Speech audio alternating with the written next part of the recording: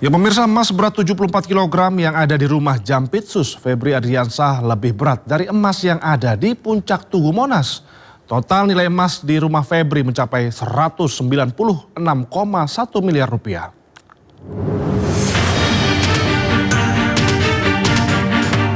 Polisi menemukan emas bernilai fantastis di rumah milik Jampitsus Kejagung Febri Adriansyah di Sentul, Bogor, Jawa Barat.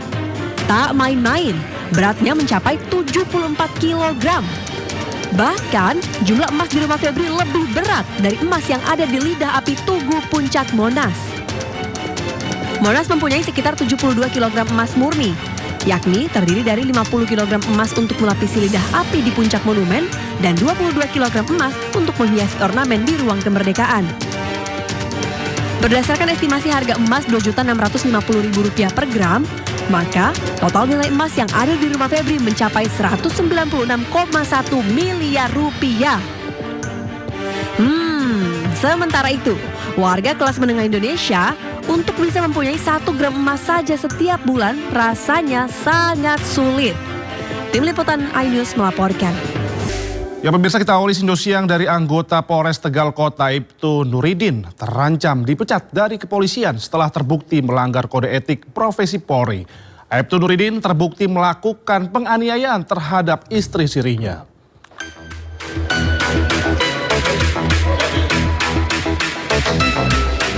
Sidang kode etik digelar di ruang sidang bidang Propam Polda Jawa Tengah di Semarang. Aibtu Nuridin hadir mengenakan seragam lengkap. Sejumlah saksi turut dihadirkan termasuk Kapolsek Tegal Selatan selaku atasannya. Sidang dipimpin oleh AKBP Edi Wibowo selaku Kasubit Sunlu Hukum Bitkum Polda Jawa Tengah. Majelis memeriksa keterangan para saksi dan terperiksa. Kasus yang menjerat Aibtu Nuridin masuk dalam kategori pelanggaran berat. Selain dugaan penganiayaan, yang bersangkutan terlibat penyalahgunaan narkoba serta menjalin hubungan dengan perempuan di luar ikatan pernikahan yang sah sejak tahun 2023. Di mana yang bersangkutan diduga melakukan pelanggaran, yaitu melakukan hubungan dengan perempuan di luar ikatan perkawinan yang sah. Dan juga yang bersangkutan diduga melanggar penyalahgunaan narkoba. Aibtu Nuridin terancam sanksi terberat berupa pemberhentian tidak dengan hormat atau PTDH dari Dinas Kepolisian. Putusan dibacakan dalam sidang kode etik yang digelar di bidang Propam Polda Jawa Tengah. Dalam persidangan terungkap, Aibtu Nuridin terbukti positif mengkonsumsi narkoba jenis sabu secara bersama-sama. Atas pelanggaran ini, majelis menjatuhkan sanksi pemberhentian tidak dengan hormat atau PTDH serta penempatan khusus selama 8 hari. Sering mengkonsumsi narkoba jenis sabu-sabu dan melakukan hubungan badan.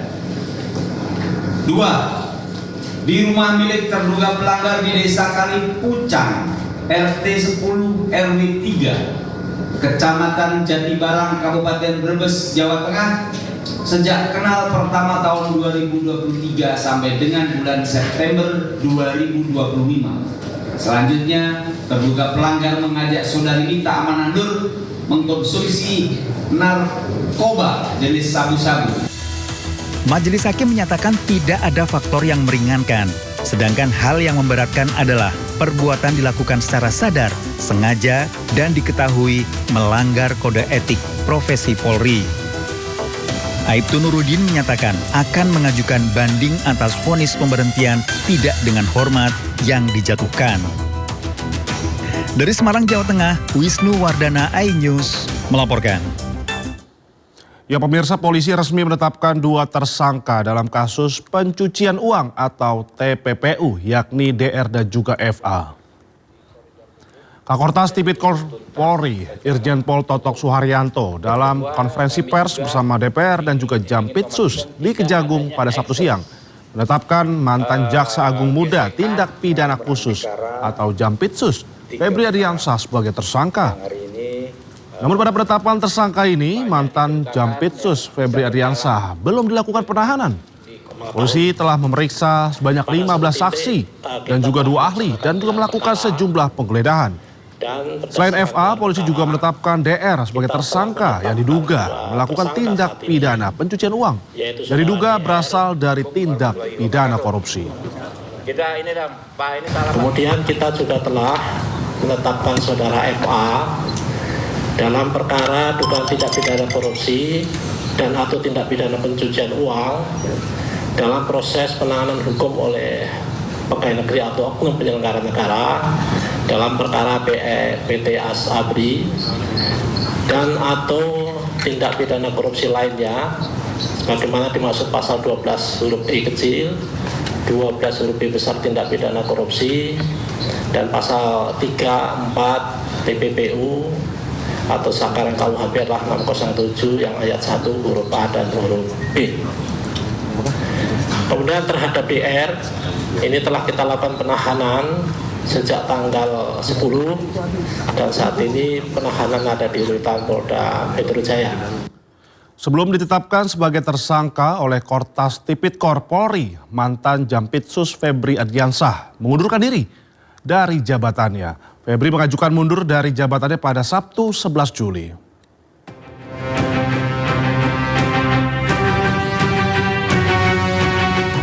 Surat pengunduran diri Febri Adriansyah sebagai Jaksa Agung Muda Tindak Pidana Khusus telah resmi diterima oleh Jaksa Agung. Keputusan ini diambil sebagai bentuk komitmen untuk menjaga integritas dan netralitas penegakan hukum seiring proses hukum yang sedang berjalan di kepolisian. Pada hari ini Sabtu 11 Juli 2026, Bapak Jaksa Agung telah menerima pengunduran diri Bapak Febri Adriansah dari jabatannya sebagai Jaksa Agung Muda Tindak Pidana Khusus. Keputusan tersebut merupakan bentuk komitmen untuk menjaga integritas, objektivitas, dan netralitas proses penegakan hukum seiring adanya proses hukum yang sedang dilakukan oleh penyidik Kepolisian Negara Republik Indonesia.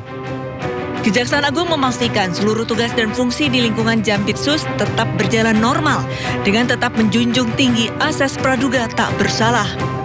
Semua pihak diimbau menghormati proses hukum yang berjalan. Tim Liputan iNews melaporkan.